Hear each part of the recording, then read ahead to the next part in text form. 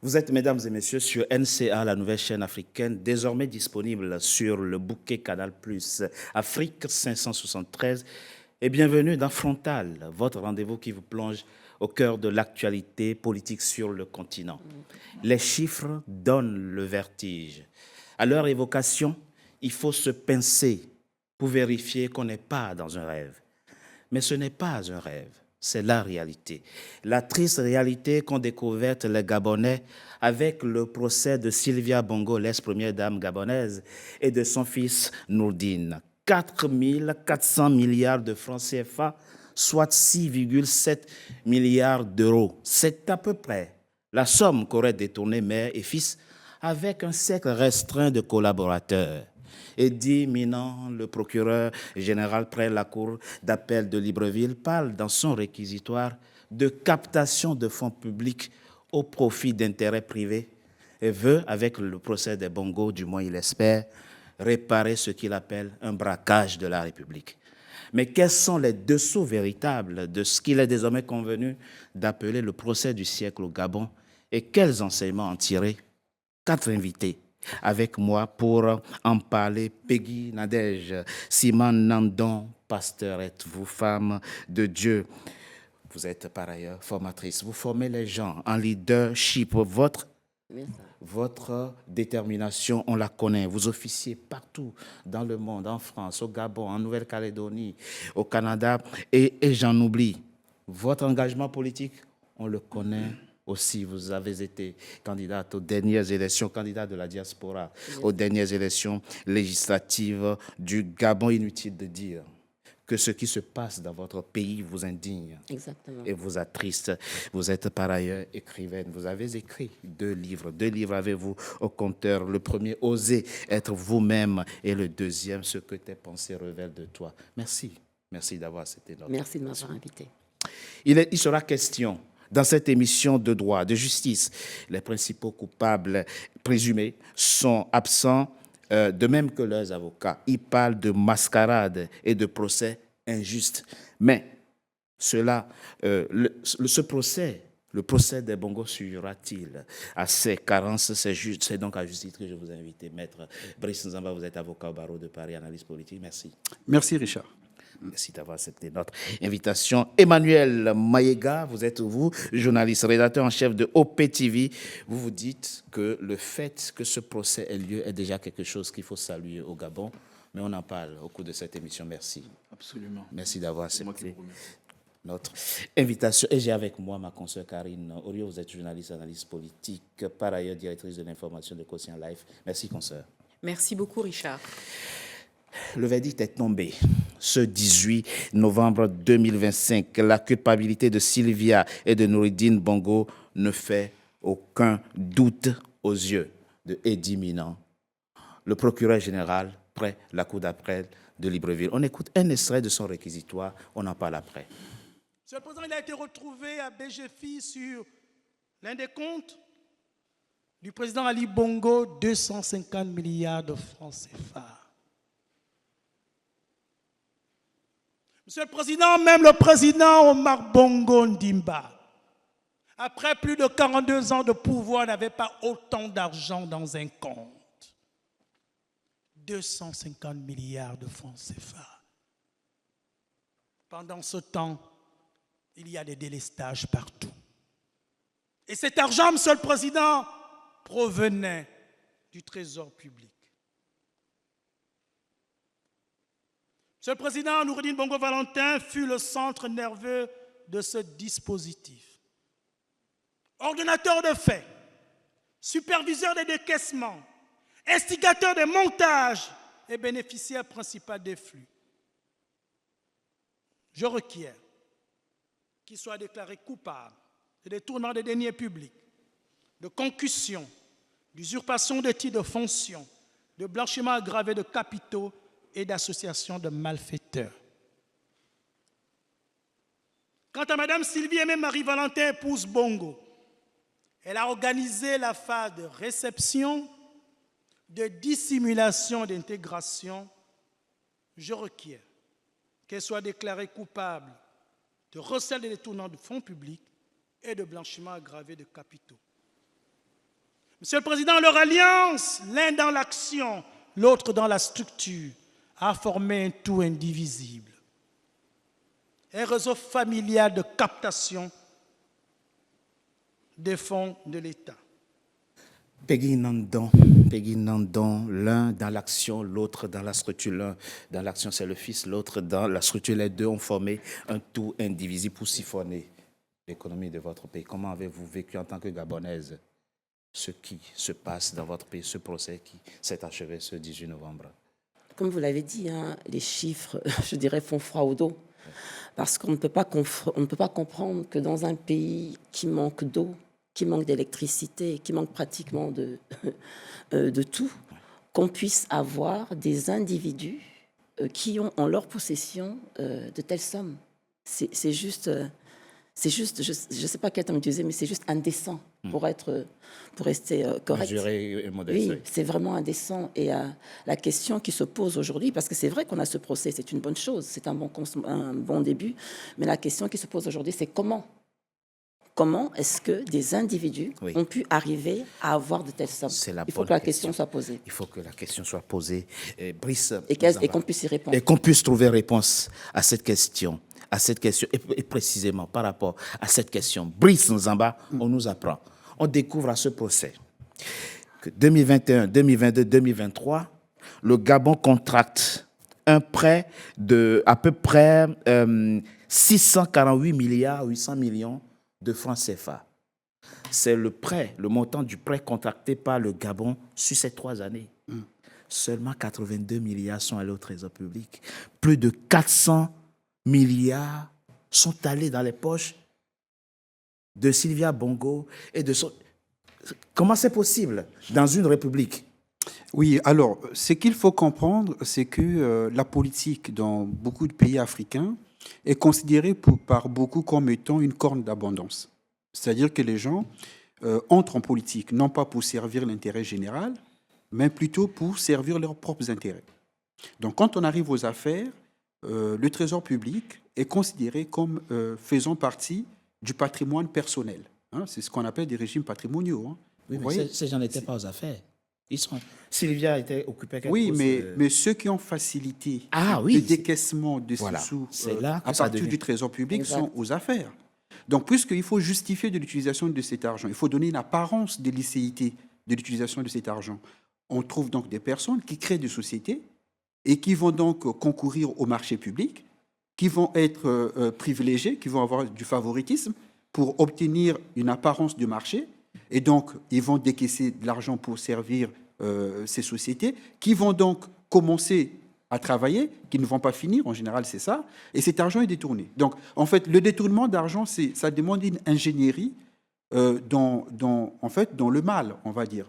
Donc, il y a une ingénierie. Il faut savoir déjà avoir des gens qui sont compétents pour créer des sociétés, sociétés écrans, qui sont compétents pour créer des documents, qui donnent une apparence de licéité pour servir au final au détournement de fonds. Donc c'est toute une ingénierie au service du mal. Donc c'est ça.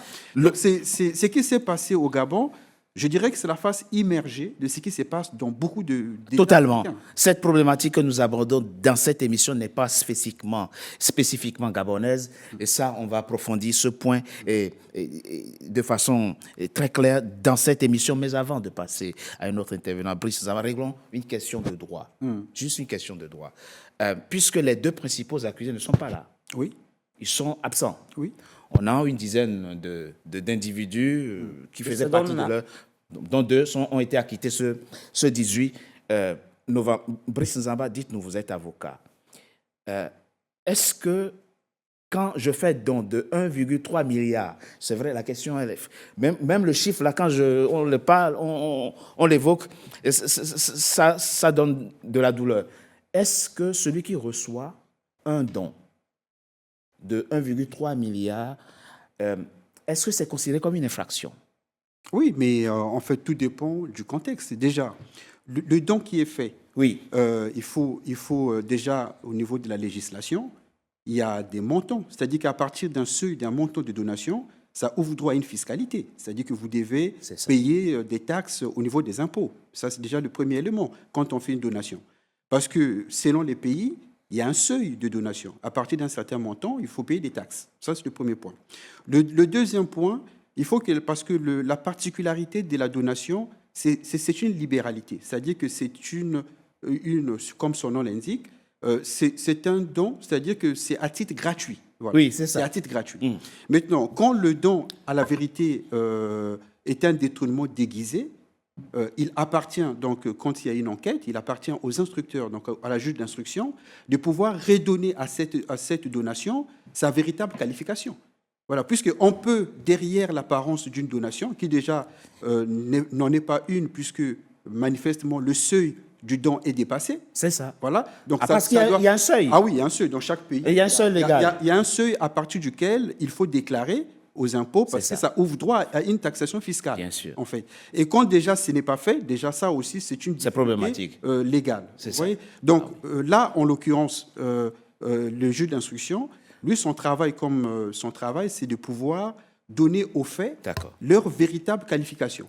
Voilà. Donc ça dit que ce n'est pas parce que je dis que moi je dis que c'est une donation, que juridiquement, c'est forcément une donation. Très bien. Voilà. Alors, c'est pour ça que le bâtonnier qui était présent à ce procès demandait au CENI les montres que vous avez reçues, les véhicules, tout ça. Est-ce que vous avez payé des impôts sur ça? Donc, la question était bienvenue. Oui. Mais quand le président offre 16 milliards à son épouse pour ses besoins personnels, oui, mais ça aussi... Oui, mais le président, il n'a pas le trésor à sa disposition. Il n'a pas le trésor à sa disposition. Voilà, c'est-à-dire que le président, il est censé avoir un salaire. Oui. Et donc, s'il doit offrir, il doit offrir sur son salaire. Dans la proportion de son salaire. Absolument, c'est sur son salaire, puisqu'il ne peut disposer que de ce dont il a la propriété. Donc, il est propriétaire de son salaire, il peut offrir à la limite de son salaire. Bon, mais s'il offre un montant qui n'est pas dans le cadre de son salaire, il faut qu'il en justifie. Mais il a hérité de la fortune de son père aussi, en partie, non? Ah oui, mais ça, il faut qu'il en justifie. C'est ça le but d'un procès. Vous dites, c'est très bien que ce procès ait lieu. Il faut saluer la volonté politique, le volontarisme politique du président Brice Clotaire Oligui Nguema d'avoir permis ce procès.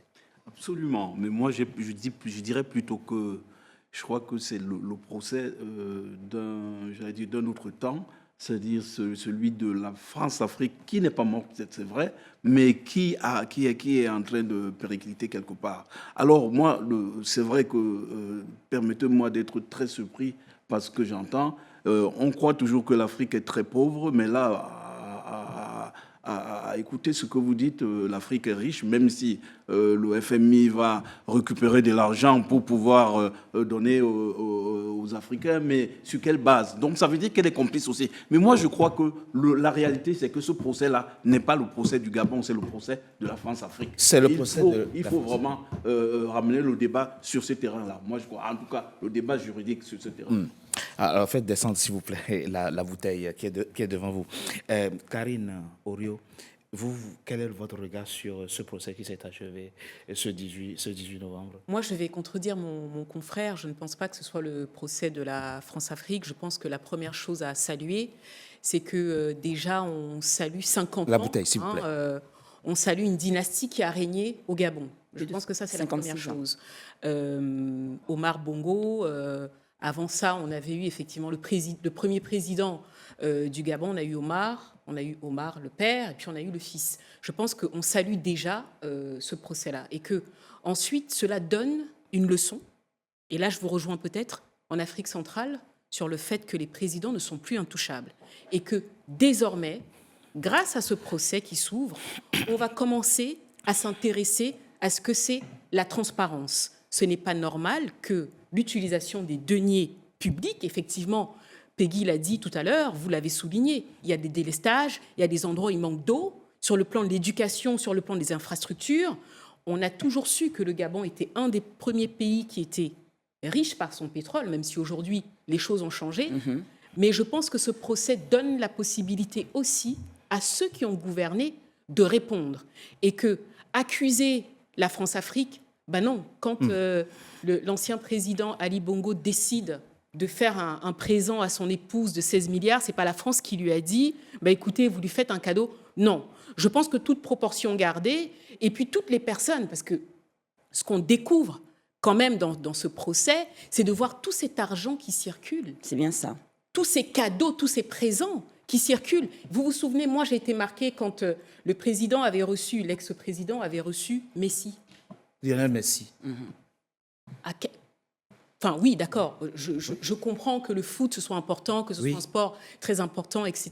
On a aussi des stars qui sont du continent, mais je pense que ça c'était une dépense. Et c'est les citoyens gabonais qui l'ont financé. Exactement. J'ai juste porté une nuance quand même, parce que là, il ne s'agit pas du procès d'Ali Bongo. Justement, pour moi, c'est ça le bémol de ce procès. Alors que ça devrait être le cas. Justement. Je parle du procès d'un système. Oui, on reviendra certainement là-dessus, mais il faut préciser que ce n'est pas le procès d'Ali Bongo, alors que ça devrait être le procès d'Ali Bongo, parce que lorsque vous écoutez tous les témoignages, tous les passages des accusés, on parle bien d'Ali Bongo comme étant l'ordonneur d'ordre, enfin la personne qui donnait les ordres de façon principale. Donc là, je pense que la justice gabonaise devrait revoir quand même à ce niveau-là, devrait se revoir à ce niveau-là, parce qu'il n'est pas normal aujourd'hui qu'on parle de condamner l'épouse, on parle de condamner la femme, on parle de condamner, je dirais, les secondes mains, parce que c'est ça. Et on ne parle même pas d'avoir entendu.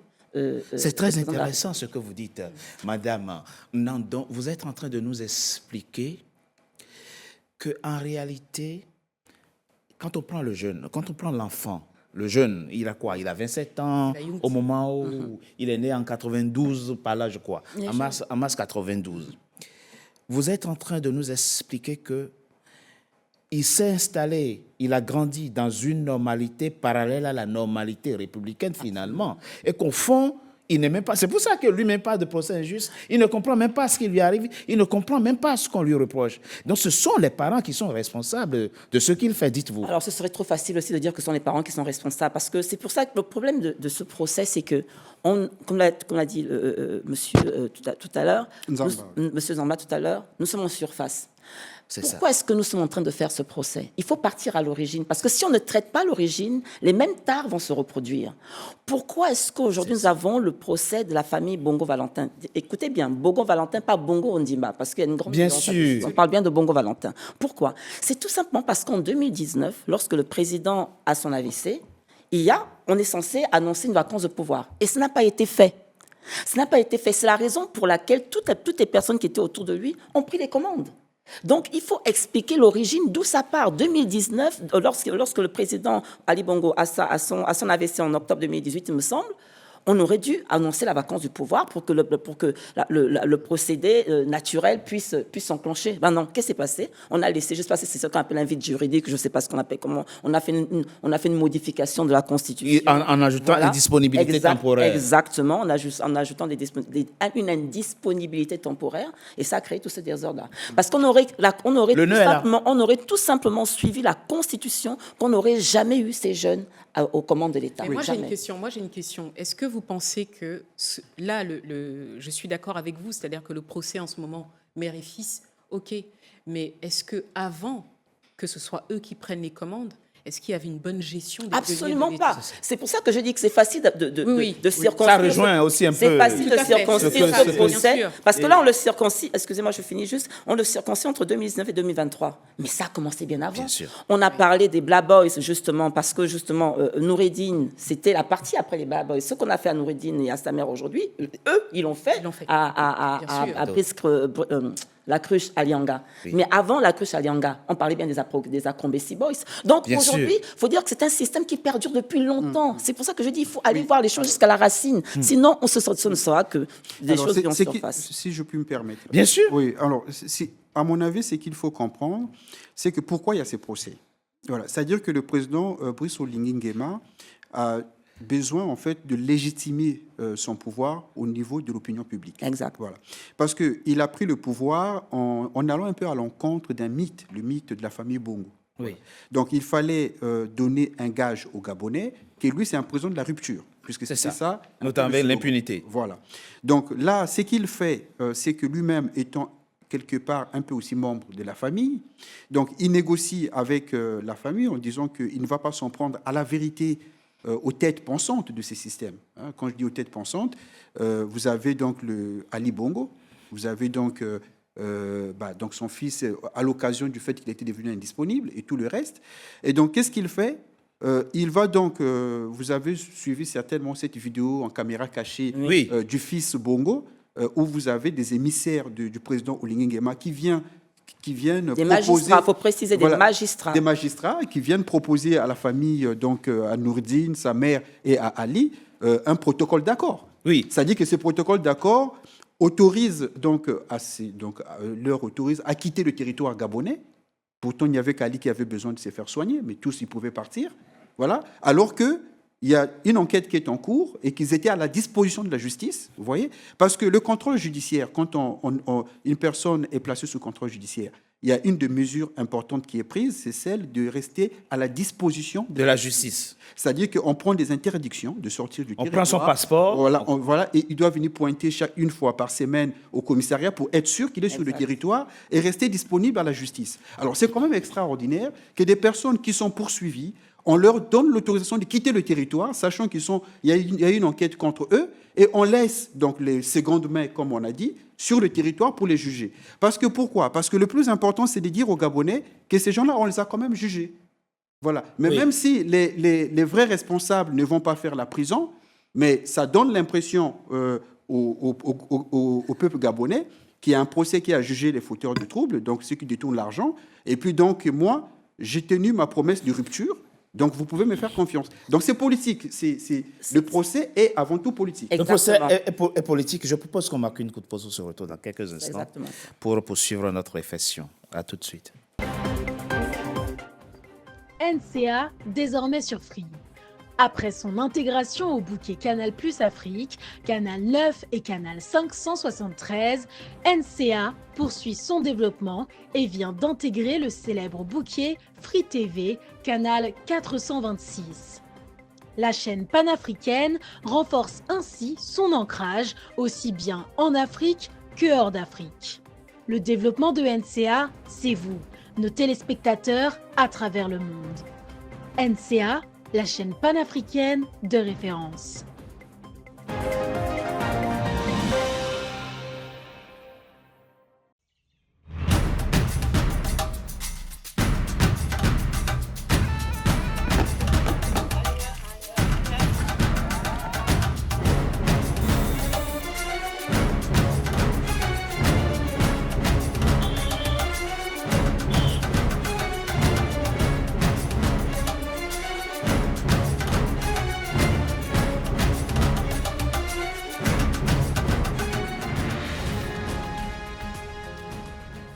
NCA, la nouvelle chaîne africaine. NCA, the New African Channel.